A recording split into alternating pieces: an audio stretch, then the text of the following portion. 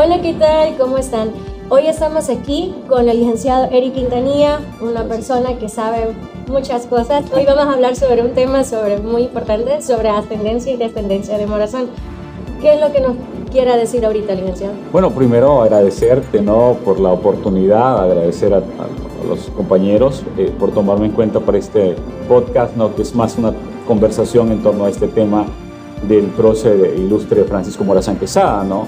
Recordemos de que es un pensador muy vigente. Yo siempre lo aclaro esto, de que pese a que es fusilado, ¿no?, en 1842, ¿no?, en pleno 2023 seguimos conversando sobre él y bueno, por ahí va un poco la temática. ¿Qué nos quiere decir sobre el primer matrimonio que tuvo Francisco Morazán? Mira, lejos de conversar sobre el primer matrimonio, te quiero plantear el tema de por qué Morazán es Morazán. Mira, si quiere uno comprender la dimensión que tiene Morazán, pues hay que buscar el origen de. En este caso, el apellido de Morazán no es Morazán, el originario es Morazani. Partamos un poco de ahí, ¿no? ¿Qué es lo que sucede? Mira, el abuelo de Francisco Morazán, ¿no?, don Juan Bautista Morazani, ¿no?, que es originario de Europa, ¿no? ¿Y por qué te planteo esto? Porque para poder comprender quién es Morazán históricamente, vámonos un poco hacia atrás. Entonces, ¿qué sucede con este personaje histórico? Viene, ¿no?, es una persona muy acaudalada, ¿sí?, y tiene la idea de venir a Honduras, ¿no? En aquel momento estamos en el periodo de la colonia. Es correcto. ¿Qué es lo que sucede con este personaje histórico? Él lo que hace es algo que en la colonia se llamaba la limpieza de sangre. Esa limpieza de sangre consistía en verificar tu apellido histórico, el famoso linaje, ¿no? Y que es un tema muy importante en ese momento histórico. ¿Qué sucede? Viene don Juan Bautista Morazani, hace la limpieza de sangre y comprueba que es de una sangre fuerte en Europa, específicamente en una isla, ¿no?, que en su momento estuvo a posesión de Italia.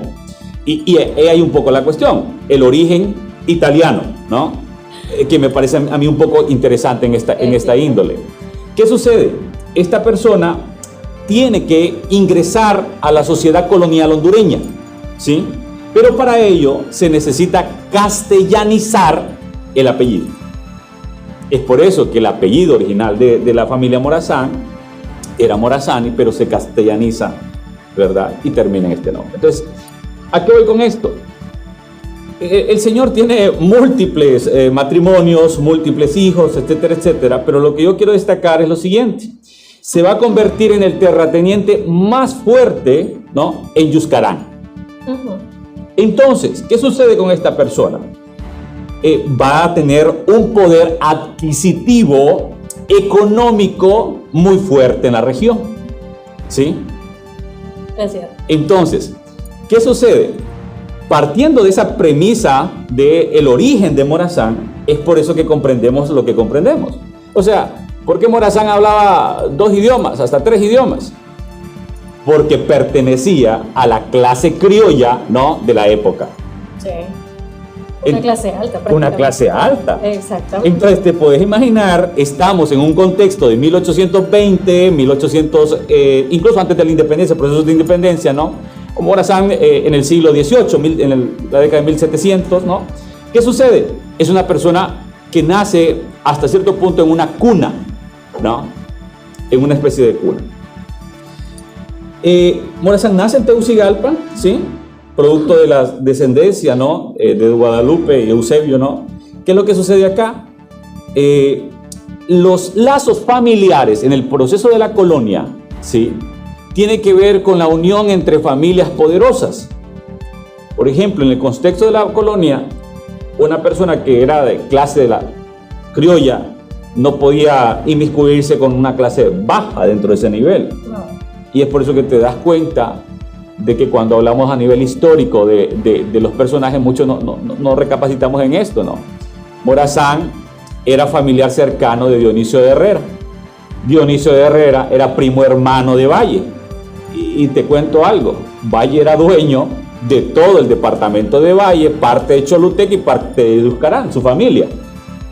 Y ponerle por la otra parte, el señor Juan Bautista Morazani, castellanizado en Morazán, era dueño de todo Yuscarán. Entonces, el elemento de la descendencia, considero yo, que lo podemos analizar en cómo el origen de Morazán le permite cierto estatus, ¿sí?, y ciertos accesos.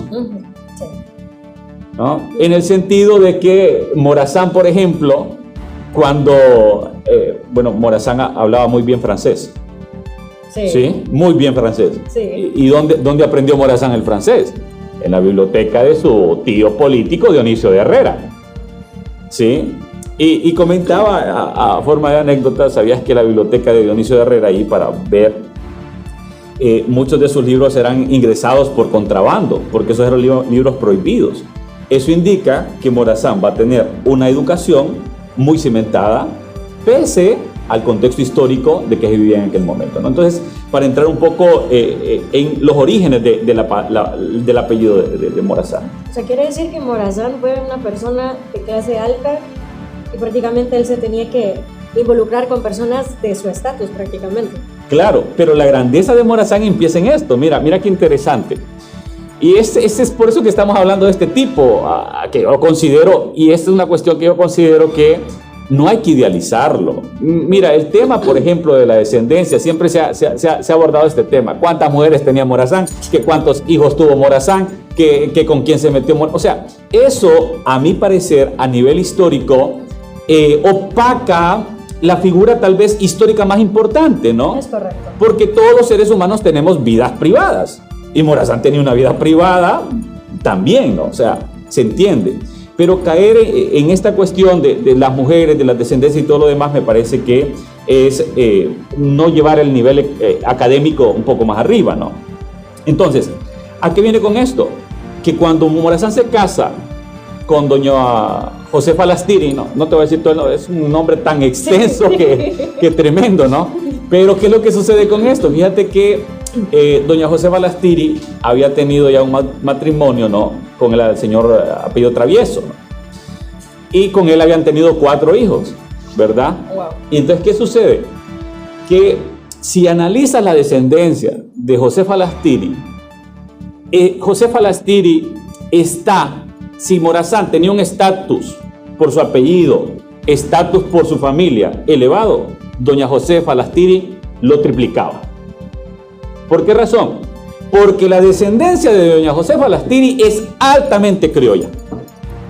Altamente criolla. Su padre, su madre eran grandes terratenientes. Cuando doña Josefa Lastiri se casa con el señor Travieso, adquiere gran parte de lo que hoy conocemos como el Valle de Comayagua. Bueno, donde está Palmerola hoy en día, eso le pertenecía a doña Josefa Lastiri, ¿no? Entonces, ¿qué sucede con esto? Que la unión de matrimonios, ¿sí?, a nivel de descendencia, permite aumentar las riquezas. Es correcto. ¿Sí? Sí. Permite aumentar las riquezas. Entonces, lastimosamente fallece el señor Travieso, ¿no? Y Morazán Quesada se enamora y se casa con doña Josefa Lastiri. ¿Qué sucede acá? Cuando se casan, al final solo procrean una hija, ¿no? ¿Verdad?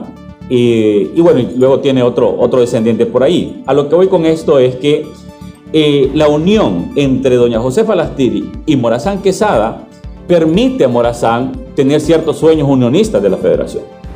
Y acá quiero destacar algo, ¿no? El tema y el papel protagónico de la mujer en los procesos históricos. Así es. ¿Verdad? Porque muchos hablamos de Morazán, pero Morazán nunca hubiese sido Morazán si no hubiera estado su esposa. Exacto. Sí. Sí, es que es cierto, o sea, siempre la esposa va a estar atrás y el hombre siempre se va a llevarse todo no tanto el hombre, sino quienes escriben la historia. Es correcto.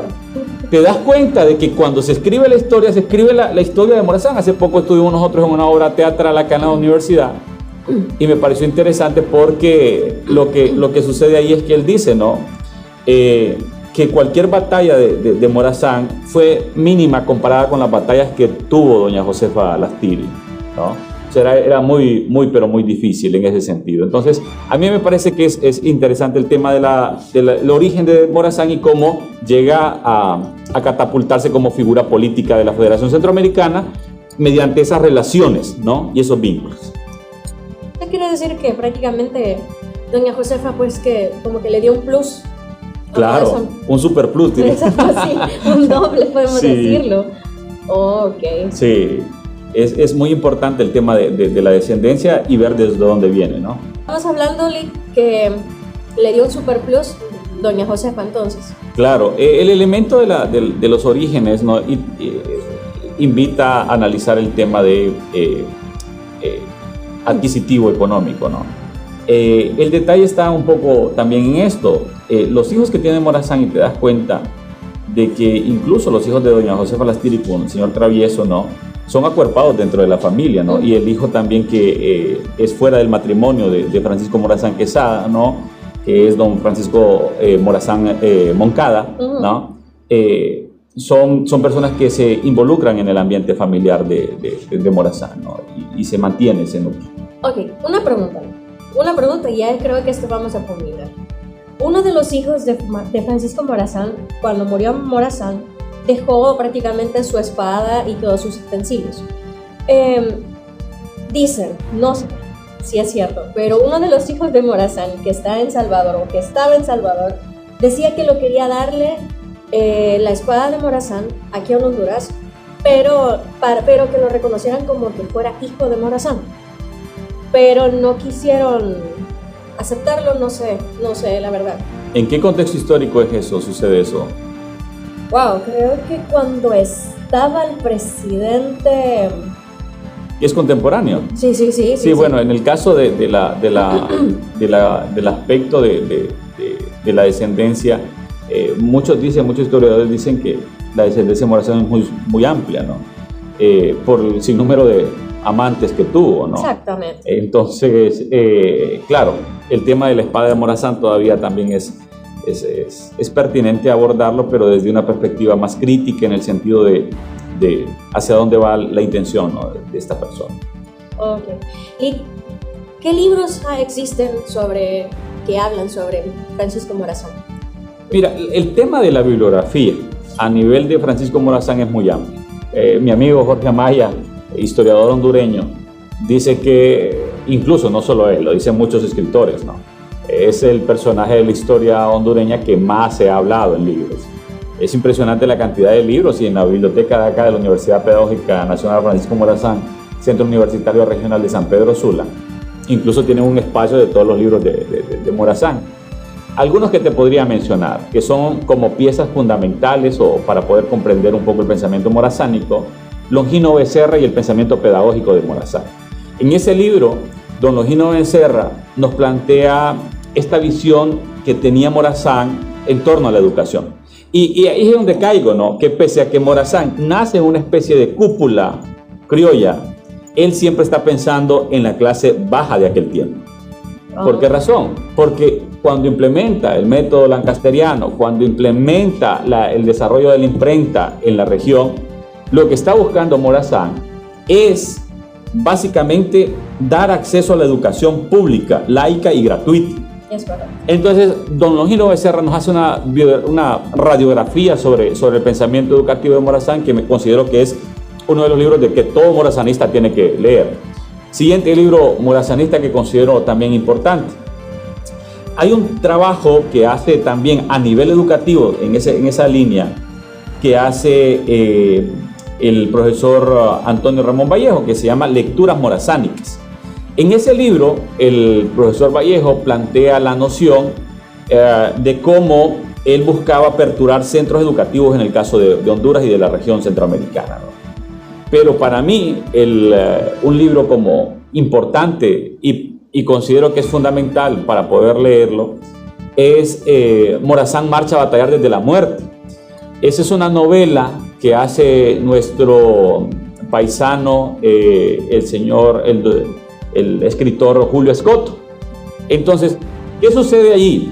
Y don Julio lo plantea, ¿no? Julio dice que es el libro más complejo que ha hecho en todo. Y es ahí porque dice que tuvo que leer todos los libros de Morazán para poder hacerlo. Entonces, te puedes imaginar, ¿no?, la destreza que tiene esta novela, que es una novela que me parece súper interesante, relata sobre los últimos días que va a tener un poco Morazán, ¿no?, entre otros.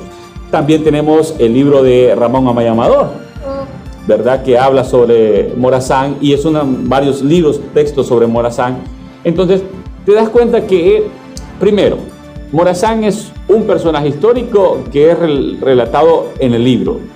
Y además, el otro factor, ¿no?, la importancia y la trascendencia que llega a tener. ¿Qué implica tener libros de Morazán?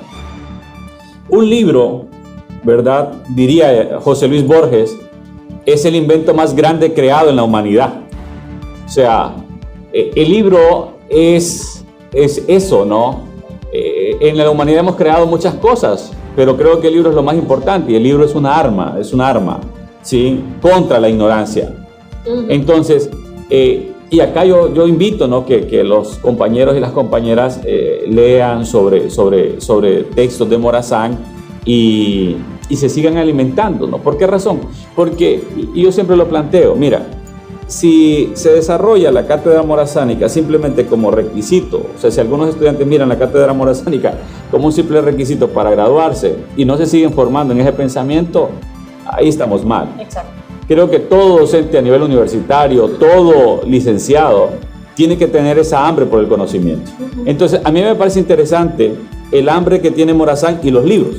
Morazán era un devorador de libros, ¿verdad? Entonces, nos damos cuenta en este momento de que por eso es que trasciende a nivel histórico, ¿no? También dicen de que también en su casa él tenía bibliotecas. Sí, claro. Porque a él le encantaba leer libros. Yo te recomiendo también ahí, aprovechando un poco la publicidad, ¿no?, leer un libro que se llama Historia de la Lectura en Honduras, del doctor Jorge Amaya. Y te hago referencia, mira, yo admiro bastante la figura de Morazán, es indispensable, pero a nivel intelectual, Valle era un personaje también imprescindible, ¿no? Y el doctor Amaya habla sobre las bibliotecas que se tenían en aquel tiempo, la biblioteca de Dionisio de Herrera, sí, que era una de las más grandes donde se educa Morazán, pero la biblioteca de Valle era mucho más amplia. Más amplia, exacto, ¿no? Entonces, el tema del libro y Morazán me parece que es fundamental, y hoy vemos, por ejemplo, cómo la difusión no solo es en los libros. Por ejemplo, si hablamos del tema de la difusión de Morazán, o sea, la difusión de Morazán hoy están hasta en películas. Correcto. ¿Verdad? O sea, podcasts como este ayudan un poco a profundizar, ¿no?, en la era tecnológica, ¿no?, sí, el tema del pensamiento de Morazán. Y bueno, no, creo que la cuestión está despertar el ansia, y creo que eso lo hace muy bien mi compañera, la magíster Alice Turcio, ¿no?, que es abrir el hambre y el apetito por Morazán hacia los jóvenes morazanistas. Pues te mencionó algo de que Francisco Morazán siempre estaba prácticamente, o sea, que la educación de Honduras fuera más grande, ¿no? Pero también esas personas que estaban dentro de la iglesia eran prácticamente enemigos de Morazán. Porque dice la historia, y un libro que yo leí, y que mi mamá me lo dijo también cuando era chiquita, que lo que es este prócer, José Trinidad Reyes, ¿sí?, que él se enojaba con Francisco Morazán porque Francisco Morazán decía de que donde estaban la iglesia católica el terreno era demasiado grande y ahí podían construir escuelas. Entonces esta gente de la iglesia como que se enojaba con Morazán porque le estaban quitando los terrenos para darle al pueblo prácticamente. Sí, yo te sabría decir allí, en el caso de tal vez un poco Morazán y el tema de Reyes, número uno, no era toda la iglesia. Te invito a que leas un libro del historiador, se me escapa el nombre, pero es sobre Reyes, ¿no? Es sobre Reyes. Y te das cuenta que Reyes no era enemigo de Morazán. Eso es lo que nos han metido en nuestra mente. Claro, pero te das cuenta de que el pensamiento de Reyes era muy adelantado también para su época. O sea, para crear la universidad. Sí. Eso indica que tenían fines en común. Claro. No toda parte de la iglesia, ¿no? Igual ahí se habla un poco de la disputa de Valle y Morazán, que tampoco es una disputa, ¿no? Porque Morazán, cuando gana la presidencia de la federación, lo invita a formar parte de su gabinete. Porque ¿sabes qué es lo que tenía Morazán? Como era un tipo muy leído, involucraba a todos aquellos grandes pensadores, ¿no? Entonces, en el caso de Reyes, en el caso de Morazán, buscaban mantener como los lazos, ¿no?, académicos. Ok. Bueno, Lic, gracias por ampliarnos más sobre el tema sobre Francisco Morazán, sobre los libros y la descendencia y descendencia. Muchísimas gracias por estar viéndonos. Es un placer estar aquí. Esperamos que lo que hablamos sobre esto les puedan ayudarle y abrirle más, como dijo el licenciado, el conocimiento acerca sobre el pensamiento de Francisco Morazán. Muchas gracias. Nos vemos. Un gusto.